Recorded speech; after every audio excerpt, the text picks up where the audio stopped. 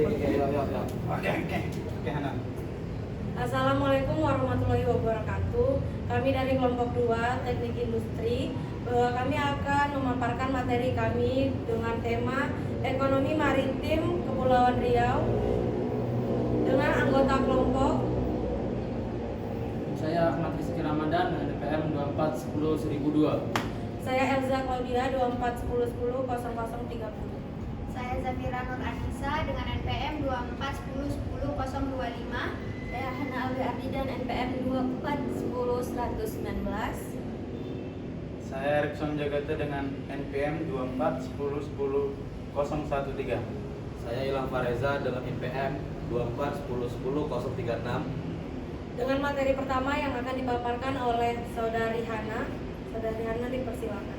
Jadi yang pertama ada materi dengan pengembangan pariwisata bahari. Nah, pengembangan pariwisata bahari ini memiliki potensi yang sangat besar, terutama di wilayah kepulauan seperti Kepulauan Riau. Yang pertama kita ada terdapat keterbatasan infrastruktur dan aksesibilitas. Nah, banyak destinasi bahari yang memiliki pesona luar seperti pulau-pulau kecil, pantai terpencil, dan juga tanaman laut. Contohnya ialah Pulau Natuna dan Anambas di Kepulauan Riau yang memiliki alam bawah laut yang indah, namun untuk mencapainya wisatawan harus menempuh beberapa modal transportasi seperti pesawat, kapal, dan lainnya. Pengembangan infrastruktur transportasi darat juga menjadi prioritas dalam meningkatkan pariwisata. Nah, yang kedua juga ada yang namanya fasilitas dasar yang belum memadai. Akomodasi yang berkualitas menjadi salah satu faktor yang mana penentu dalam pengembangan pariwisata. Peningkatan jumlah hotel dan resort di Kepulauan Riau sangatlah diperlukan.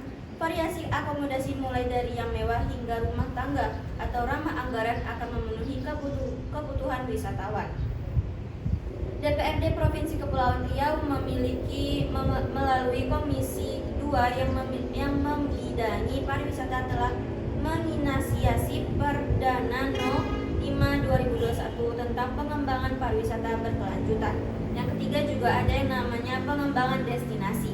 Nah, pengembangan destinasi ini ialah pengembangan infrastruktur yang tidak hanya fokus pada transportasi dan juga akomodasi, tetapi juga pengembangan destinasi wisata. Pembuatan tanaman wisata ini dan jalur trekking dapat memberikan pengalaman bagi baru wisatawan.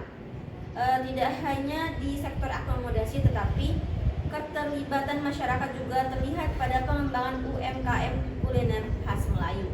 Yang keempat ada teknologi informasi. Nah, teknologi informasi ini itu seperti teknologi berperan penting dalam pengembangan pariwisata, yang mana selain itu media sosial juga menjadi alat promosi yang efektif dan juga bermanfaat. Platform digital Kepulauan Riau dapat meningkatkan visibilitas pariwisata. Penggunaan teknologi ini dalam sistem transportasi juga penting. Penjadwalan seperti transportasi yang terintegrasi dengan aplikasi dapat memudahkan perjalanan wisatawan. Selanjutnya materi akan dibacakan oleh Kak Elza. Selanjutnya materi tentang ketidakteraturan pemanfaatan ruang. Tanpa zonasi yang jelas, wilayah pesisir sering dimanfaatkan secara tumpang tindih oleh berbagai sektor seperti perikanan, pariwisata, industri, permukiman, dan konversi. Hal ini dapat menimbulkan konflik kepentingan. Misalnya wilayah yang seharusnya dilindungi karena ekosistem sensitif justru dimanfaatkan untuk pengembangan resort dan pelabuhan. Area tangkapan nelayan tradisional bisa terganggu oleh aktivitas wisata atau industri besar. Pencemaran air laut akibat pembuangan limbah juga dapat menghambat aktivitas pemukiman, pariwisata, dan lainnya. Itu satu, tidak terjaminnya keberlanjutan pariwisata mengacu pada kondisi di mana aktivitas pariwisata tidak dikelola dengan prinsip-prinsip pembangunan berkelanjutan. Yang kedua, minimnya kepastian hukum dan investasi. Minimnya kepastian hukum adalah kondisi di mana peraturan terkait pengelolaan pariwisata seperti izin usaha, pemanfaatan lahan, zonasi kawasan wisata, dan perlindungan lingkungan. Ketiga, gagalnya konversi dan adaptasi perubahan iklim. Zonasi pesisir adalah pembagian ruang pesisir dan laut berdasarkan fungsi ekologis, sosial, dan ekonomi. Tujuannya adalah mengatur pemanfaatan ruang secara berkelanjutan dan mencegah konflik penggunaan lahan. Selanjutnya akan dibacakan oleh Bang Rizky. Ketiga yaitu permasalahan lingkungan dan sosial ekonomi di Kepulauan Riau. Kepulauan Riau atau Kepri menghadapi tantangan kompleks yang pembangunan pariwisata bahari, terutama terkait degradasi lingkungan, konflik lahan, dan ketergantungan impor hasil laut. Berdasarkan penelitian dari Jurnal Ilmu Lingkungan Universitas Riau, kerusakan ekosistem pesisir di Kepri seperti hilangnya 35% terumbu karang dalam dekade terakhir disebabkan oleh aktivitas tambang ilegal, polusi limbah kapal, dan praktik penangkapan ikan secara destruktif. Data Kementerian Kelautan dan Perikanan menyebutkan hal ini terjadi karena minimnya teknologi pengolahan ikan lokal dan dominasi pasar oleh tengkulak. Ada 3 solusi yang disediakan pemerintah untuk mengatasi masalah ini. Yang pertama yaitu penerapan kebijakan zonasi pesisir berbasis kajian ekonomi berdasarkan rekomendasi WWF Indonesia. Kepulauan Riau memerlukan kebijakan zonasi pesisir yang mengintegrasikan aspek ekologi untuk menyimbangkan pembangunan pariwisata dan kelestarian lingkungan.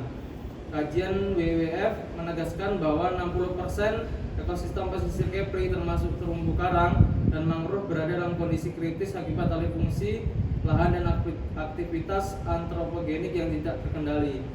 Yang kedua yaitu pemberdayaan ekonomi nelayan melalui koperasi perikanan berteknologi seperti cold storage terapung di Anambas.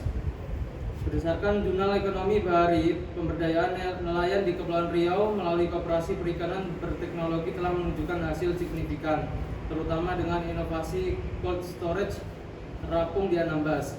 Artikel tersebut menjelaskan bahwasanya 70% hasil tangkapan nelayan Anambas mengalami penurunan kualitas akibat keterbatasan fasilitas penyimpanan dingin sehingga dijual dengan harga murah atau bahkan terbuang percuma.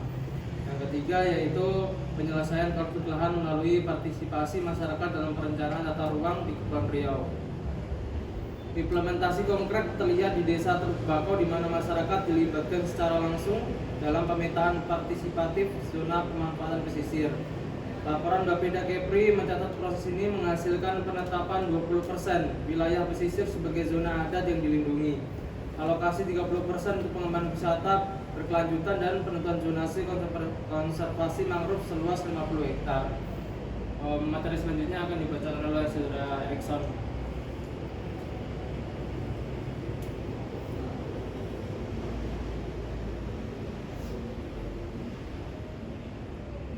Oke, kita akan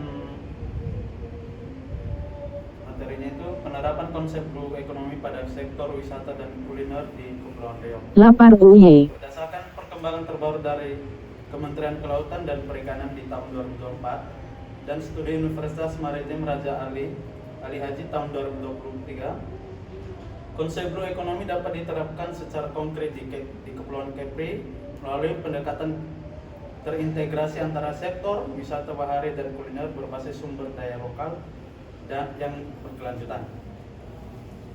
Satu itu di ekonomi terumbu karang dan mangrove. Kepulauan Riau telah mengimplementasikan program inovatif Reef Restoration Tourist di Pulau Abang, di Batam, dan di Kepulauan Anambas sebagai bentuk konkret penerapan blue economy. Program ini mengajak wisatawan berpartisipasi aktif dalam kegiatan transplantasi terumbu karang sambil menikmati aktivitas penyelam. Berdasarkan data Dinas Pariwisata Kepri di tahun 2023, inisiatif ini berhasil meningkatkan kunjungan wisatawan sebesar 30%, sekaligus memulihkan 5 hektar ekosistem terumbu karang yang rusak. Di sisi lain, Desa Teluk Bakau di Bintan mengembangkan wisata edukasi mangrove dengan konsep edutainment yang memadukan pembelajaran ekosistem mangrove dengan kegiatan kreatif seperti pembuatan batik mangrove dan pengelolaan kuliner berbahan dasar buah mangrove atau getah niri, menciptakan nilai tambah ekonomi bagi masyarakat lokal. Kedua, Zero Waste Marine Tourist. Komitmen Kepri dalam pengembangan wisata bahari berkelanjutan semakin kuat dengan diluncurkan inisiatif Plastic Free Island oleh pemerintahan provinsi. Kepri bekerja sama dengan WWF Indonesia pada tahun 2024. Program ini diterapkan di 10 pulau prioritas dengan menerapkan regulasi ketat pengurangan sampah plastik di seluruh akomodasi wisata. Salah satu contoh implementasi nyata dapat dilihat pada resort yang ada di Bintan yang beralih menggunakan kemasan daun pisang sebagai pengganti plastik untuk menyajikan makanan. Menurut laporan monitoring triwulan Dinas Lingkungan Hidup di Kepri tahun 2024,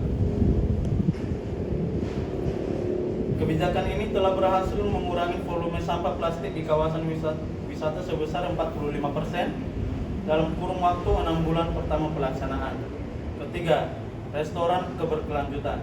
Konsep From Boat to Table telah mengimplementasikan oleh restoran seafood di Tanjung Pinang dengan 90% bahan baku berasal dari nelayan lokal yang memiliki sertifikat MSC Marine Stewardship Council.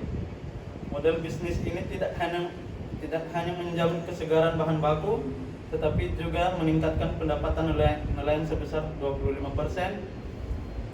Keempat, digitalisasi pemasaran.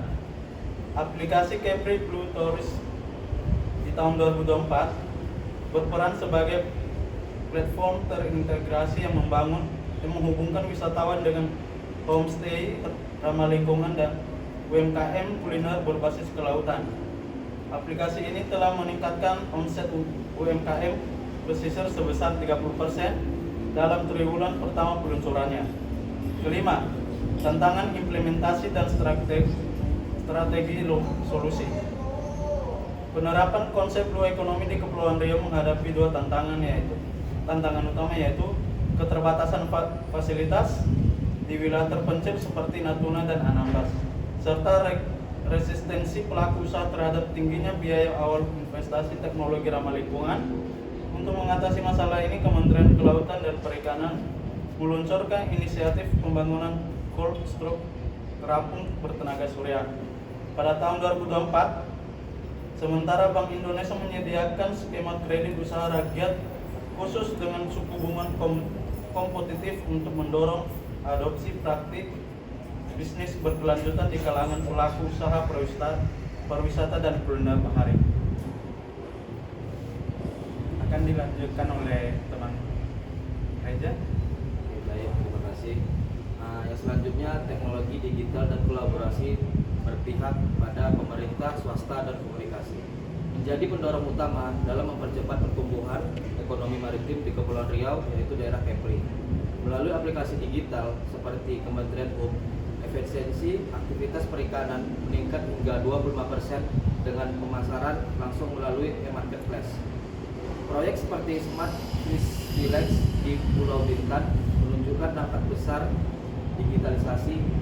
Beberapa bentuk kolaborasi antara lain: yang pertama, pemerintah, pengembangan aplikasi dan infrastruktur. Dari swasta, kolaborasi dengan PT Pelindo untuk meningkatkan mutu logistik. Yang ketiga, komunitas, pelatihan integrasi digital bagi nelayan oleh Universitas Maritim Raja Ali Haji. Hasilnya, pendapatan nelayan naik hingga 40% dalam 1 tahun berdasarkan BPJS Kepri tahun 2023. Data yang mendukung dari tersebut, yang pertama dari studi Universitas Indonesia tahun 2024, Blockhead, menurut partikel ilegal fishing hingga 30%. Artikel pendataan 2023 Kementerian UMKM dan GrabFood menaikkan penjualan ikan lokal hingga 50%. Tantangannya yaitu ketergantungan pada cara tradisional dan penolakan terhadap perubahan sistem. Solusinya internet, satelit, dan satelit Nusantara 3. Pendekatan sosial teknis melalui pendampingan komunikasi. Dengan sinergi digital dan kolaborasi ini, Kepri diprediksi menjadi pusat ekonomi maritim digital terbesar di Asia Tenggara, sesuai dengan data 2024, sektor ini berpotensial menyumbang 50 triliun pada tahun 2025. Selanjutnya kesimpulan dasaran akan dilanjutkan oleh teman saya, Zafira. Kesimpulannya yaitu penerapan konsep blue economy di Kepulauan Riau telah menunjukkan dampak positif baik secara ekologi maupun ekonomi, tercermin dari peningkatan pendapatan nelayan sebesar 15% dan penurunan sampah laut sebesar 20%. Namun keberhasilan jangka panjang juga memerlukan yang pertama itu ada pendekatan terintegrasi yang memadukan konservasi ekosistem dengan pengembangan ekonomi kreatif. Yang kedua yaitu inovasi berkelanjutan dalam teknologi pengolahan hasil laut dan manajemen wisata. Yang ketiga itu ada komitmen seluruh pemangku kepentingan untuk menerapkan prinsip-prinsip ekonomi biru. Dengan ketiga elemen kunci tersebut, Kepulauan Riau berpotensi menjadi modal nasional dalam pembangunan pariwisata bahari yang berkelanjutan, sekaligus menjaga kelestarian sumber daya laut untuk generasi mendatang. Implementasi yang konsisten diharapkan dapat meningkatkan kontribusi sektor kelautan terhadap PDRB Kepri menjadi 35% pada 2025, sekaligus mempertahankan indeks kesehatan ekosistem laut di atas 75.